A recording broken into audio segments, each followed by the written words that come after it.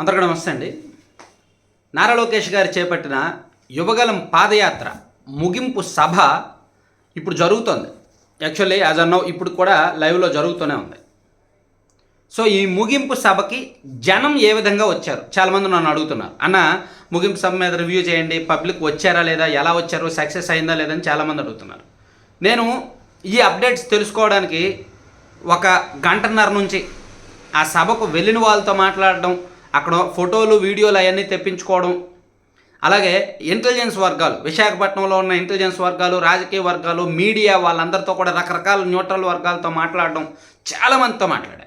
ఎందుకంటే ఈ రోజుల్లో పబ్లిక్ మీటింగ్ను ఎలా జరిగింది అని చెప్పడం అంత ఆషామాషి వ్యవహారం కాదు. సాక్షి వాళ్ళేమో యువగలం మీటింగ్కి జనం రాలేదు, ఖాళీ కుర్చీలు ఉన్నాయని చెప్పి రేపు ఈజీగా రాస్తారు, జనం బోసిపోయారు అది ఇదని.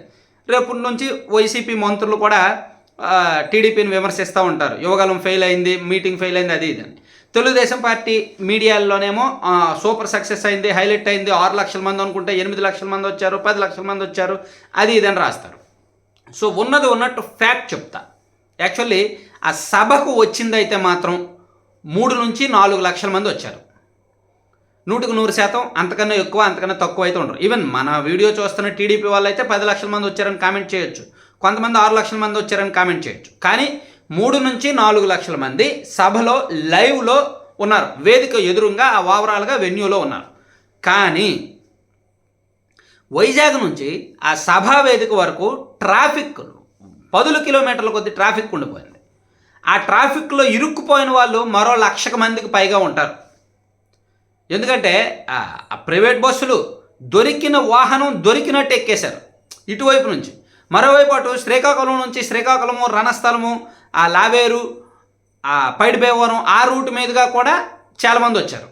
సో అక్కడ కూడా అదే పరిస్థితి, అక్కడ కూడా ఎక్కడికక్కడ ట్రాఫిక్లో ఇరుక్కుపోయారు. అటు ఇటు ట్రాఫిక్లో ఇరుక్కుపోయిన వాళ్ళు 1,00,000 మందికి పైగా ఉంటారు. సో వాళ్ళు మీటింగ్ వెన్యూకి వెళ్ళలేక ఎక్కడికక్కడ వెహికల్స్ ట్రక్ అయిపోయాయి అన్నమాట. సో ఓవరాల్గా తెలుగుదేశం పార్టీ అంచనాలు అయితే అందుకున్నారు. గత కొంతకాలంగా తెలుగుదేశం పార్టీ ఏ మీటింగ్ పెడుతున్నా సక్సెస్ అవుతోంది. అంతెందుకు నారా లోకేష్ గారి పాదయాత్ర ప్రకాశం జిల్లా లాంటి జిల్లాల్లో, కడప జిల్లాలో, నెల్లూరు జిల్లాలో, పల్నాడు ప్రాంతంలో, అంటే వైఎస్ఆర్ కాంగ్రెస్ పార్టీకి కంచుకోటలు లాంటి ప్రాంతాల్లో కూడా లోకేష్ గారి పాదయాత్ర సక్సెస్ అవుద్ది, వేలాది మంది జనం వస్తారని ఎవరైనా ఊహించారా? లేదు. అలాగే చంద్రబాబు నాయుడు గారు పొంగనూరు, పులివెందుల లాంటి ప్రాంతాల్లో పర్యటించినప్పుడు జనం భారీగా వస్తారు, ఇంత భారీ ఎత్తున స్పందన ఉంటుందని ఎవరైనా ఊహించారా? లేదు. కానీ ఊహకు అందనంటువంటి జనం వస్తున్నారు.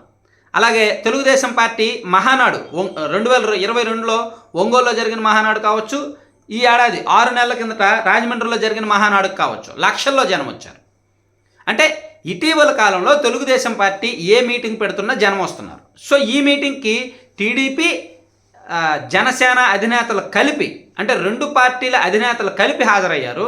ప్లస్ నారా లోకేష్ గారి యువగలం ముగింపు సభ కాబట్టి పార్టీ కూడా ప్రెస్టీజియస్గా తీసుకుంది.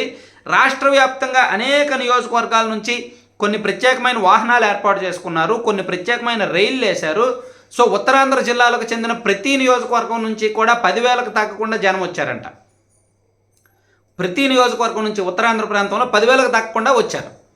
అలాగే మిగిలిన ప్రాంతాల నుంచి కూడా తీసుకొచ్చారు. సో అలా వచ్చే క్రమంలో కొంతమంది వెళ్ళిపోయిన వాళ్ళు ఉంటారు, కొంతమంది మధ్యలో ఇరుక్కుపోయిన వాళ్ళు ఉంటారు, కొంతమంది అడ్డంకులు ఉంటాయి.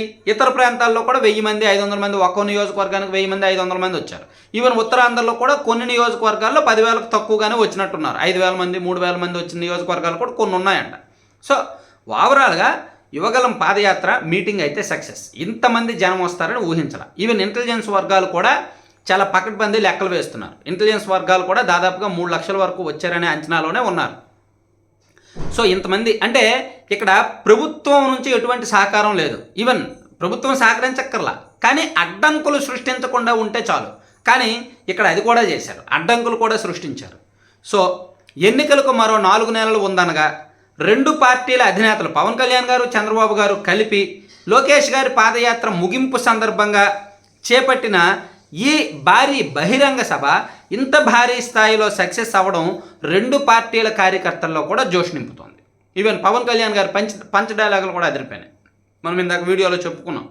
సో అలాగే లోకేష్ గారు కానీ, బాలకృష్ణ గారు, అచ్చెన్నాయుడు గారు, నాదెళ్ల మనోహర్ గారు, పంచగర్ల రమేష్ గారు, వీళ్ళందరూ కూడా వాళ్ళ దీనిలో మాట్లాడారు. ఈవెన్ చంద్రబాబు గారు కూడా కీలక స్పీచ్ చేశారు. స్పీచ్ పాయింట్స్ అన్ని మనం సెపరేట్ వీడియోస్ చెప్పుకున్నాంలే.